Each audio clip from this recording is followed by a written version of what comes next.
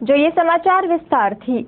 કચ્છ જિલ્લામાં નીલોફર વાવાઝોડું ત્રાટકવાની ઘડીઓ ગણાઈ રહી છે, ત્યારે તેને પહોંચી વળવા માટે જિલ્લાના વહીવટી તંત્ર દ્વારા તમામ પગલાં લેવામાં આવી રહ્યા છે અને જિલ્લાના કલેક્ટર શ્રી મહેન્દ્ર પટેલ સતત આ કામગીરી પર રાઉન્ડ ધી ક્લોક નજર રાખી રહ્યા છે।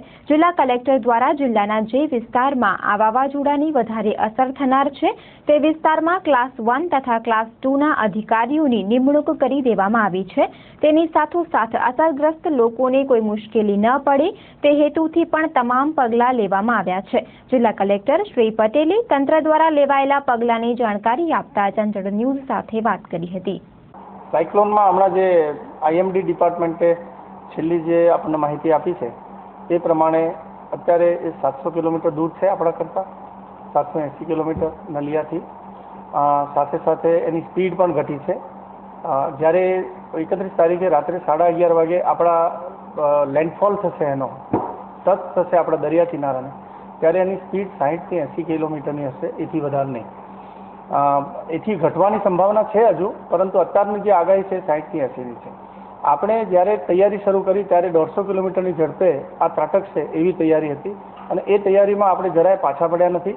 ગમે તેવી ચેતવણીમાં વધઘટ થાય પણ તંત્રએ જે તૈયારી બતાવી છે એ જ પ્રમાણે તૈયારી અમારી ચાલુ છે। 137 શેલ્ટરોમાં અમે આપણા 7 તાલુકાના દરિયાકાંઠાના ગામો અને જે કાચા મકાનોમાં રહે છે, પતરાવાળા મકાનોમાં રહે છે કે ઝૂંપડામાં રહે છે, એ બધાને શિફ્ટિંગ કરવાની કાર્યવાહી ચાલુ છે। ત્યાં ગેસનો ચૂલો, તમામ પ્રકારના રાશનની વ્યવસ્થા, ત્યાં શાકભાજીની વ્યવસ્થા, એમાં ખાસ કરીને બટાટા, ડુંગળી।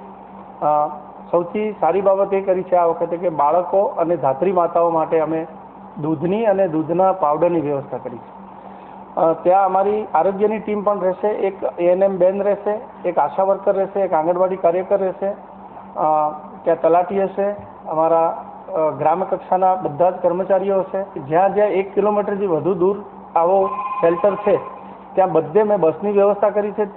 કુલ 80 થી વધુ બસો આ વ્યવસ્થામાં લાગેલી છે। સ્વૈચ્છિક સંસ્થાઓએ બહુ સારો આપણને સહકાર આપ્યો છે। 1 લાખ ફૂડ પેકેટ તો આપણી પાસે તૈયાર પણ થઈ ગયા છે, પરંતુ બધાને ગરમ રસોઈ મળે એવી વ્યવસ્થા કરી છે। મેડિકલની ટીમો, આપ જાણો છો કે કચ્છમાં અત્યારે ડૉક્ટરોની અછત છે જ, પણ આરોગ્ય વિભાગે આપણને 10 એમ્બ્યુલન્સ ડૉક્ટર સાથેની ડિસ્પેન્સરીઓ ફાળવી છે અને 20 આપણને 108 વધારાની આપી છે। સૌથી પહેલીવાર ગુજરાતમાંથી ઠેર ઠેરથી, રાજકોટ, અમદાવાદ, બધેથી ડીજી સેટ ભેગા કરી, ડીઝલ જનરેટર સેટ, કે આ જે લોકો સ્થળાંતર કરીને શાળાઓમાં રહેતા હોય કે બીજે રહેતા હોય, ત્યાં વીજળી ડૂલ થઈ જાય, રાત્રે પવન હોય, રાત્રે વાવાઝોડું હોય અને ગભરાટ ફેલાય, તો બધા જ સેન્ટરો ફૂલ લાઇટ સાથેના હશે।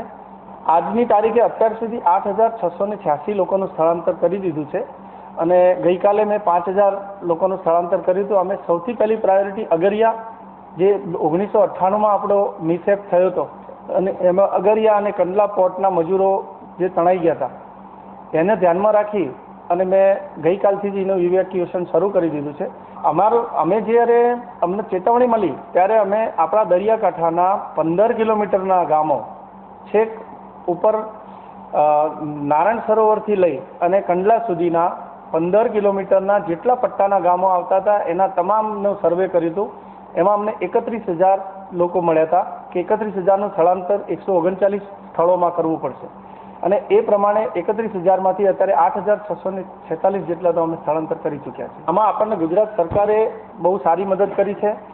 એસઆરપીની 5 કંપની આપણને આપી છે, એમાંથી 2 કંપની તો રેસ્ક્યુ ઓપરેશનની ટ્રેનિંગવાળી કંપનીઓ છે, 3 કંપની લો એન્ડ ઓર્ડરમાં મદદ કરવાની છે, બીએસએફની મરીન કમાન્ડોની બટાલિયન રેડી છે, 5 કંપની આપણને એનડીઆરએફની મળી છે, જે આના નેશનલ ડિઝાસ્ટર રિસ્પોન્સ ફોર્સ કહેવાય છે, જે આના એક્સપર્ટ ગણાય છે અને એમના આપણે જુદી જુદી જગ્યાએ નારાયણ સરોવર, નલિયા, માંડવી અને ગાંધીધામ ખાતે રાખ્યા છે। નાના મોટા કર્મચારી હું આપને કહું છું કે સરકારશ્રીએ અમારા સચિવશ્રીને પણ અહીંયા માર્ગદર્શન માટે મોકલ્યા છે। કુલ મારી દ્રષ્ટિએ પેરામિલિટરી ફોર્સ, પોલીસ ફોર્સ અને વહીવટી તંત્ર બધા મળીને 5000 કર્મચારી, અધિકારીઓ આની પાછળ લાગેલા છે।